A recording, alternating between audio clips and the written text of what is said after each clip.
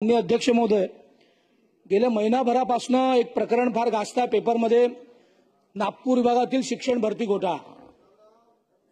जवळपास एक निवृत्त शिक्षण अधिकारी होते सोमेश्वर नेताम, ते दिवंगत झाले। त्या दिवंगत अधिकाऱ्याच्या बोगस सह्या घेऊन जवळपास सन 2012 ते 2019 दरम्यान काही शिक्षकांची भरती केली गेली। ती कोविड नंतर ती परमनंट दाखवली आणि त्या वर्षाचे एरियर्स काढून शिक्षण विभागातील तत्सम सगळे अधिकारी आणि अनेक शाळांचे संचालक यांनी ते सरकारी पैसे वाटून घेतले आणि सरकारला चुना लावला। नंबर 1। नंबर 2, या प्रकरणात फौजदारी गुन्हे दाखल करावे असे शिक्षण आयुक्तांनी निर्देश दिले होते। त्याच्यावर कारवाई झाली आहे का? नंबर 1 माझा पहिला प्रश्न। अशा बोगस पद्धतीने जे काही आकडे येतात आहे, 1500 शिक्षक, 1200 शिक्षक, 1586 शिक्षक, शिक्षकेतर कर्मचारी, लिपिक, या दरम्यान या सगळ्यांची तपासणी आपण करणार आहोत का? तपासणी करणार असेल तर त्यांचा पगार जो आजपर्यंत दिला तो योग्य आहे की अयोग्य आहे? जर अयोग्य असेल तर तो आपण वसूल करणार आहोत का? शासनाने नेमलेली जी समिती आहे त्याचे अध्यक्ष 3 वेळा बदलले माननीय अध्यक्ष महोदय, 3 वेळा, कारण त्या तिघांवरही गुन्हे दाखल झाले आणि त्यातल्या दोघांना अटक झाली। त्यामुळे या समितीवर आपण योग्य अधिकारी नेमणार आहोत का? राज्यात शालार्थ आयडी घोटाळ्यात शिक्षकांच्या मान्यतेचे बनावट प्रस्ताव सादर करून जवळपास 2700 शिक्षक भरल्याची माहिती आहे। तर या 2700 शिक्षक दिनांक 12 मार्च रोजी बोगस प्रकरणी एक FIR पण दाखल झाला आहे। याच्यावर आपण आरोप निश्चित केले आहेत का? जी SIT आपण निश्चित केली आहे त्या SITत हा सगळा विषय समजणारे अधिकारी आहेत का?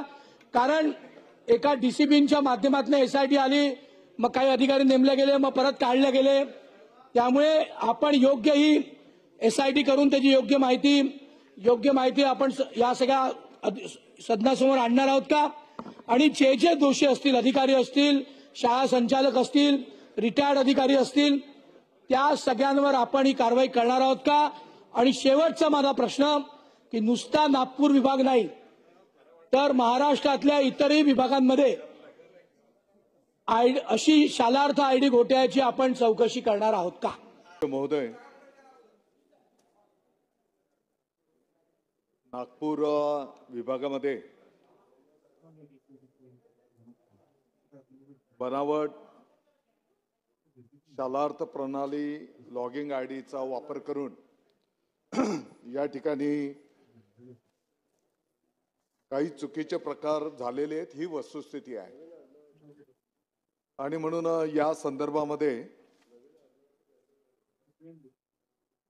पोलीस विभागाच्या विशेष तपासणी पथकाच्या माध्यमातून SIT पथक स्थापन करून आणि समांतर शालेय शिक्षण विभागाच्या वरिष्ठ अधिकाऱ्याच्या माध्यमातून तपास त्या ठिकाणी केला जातो आहे। साधारणतः आतापर्यंत 19 लोकांवर फौजदारी कारवाई झालेली आहे। शालेय शिक्षण विभागाच्याही माध्यमातून संचालक योजना यांच्या अध्यक्षतेखाली समिती स्थापन करण्यात आलेली आहे आणि या चौकशीमध्ये जे कोण समोर येतील त्या सर्वांवर कायद्याप्रमाणे कारवाई त्या ठिकाणी निश्चितपणे केली जाईल।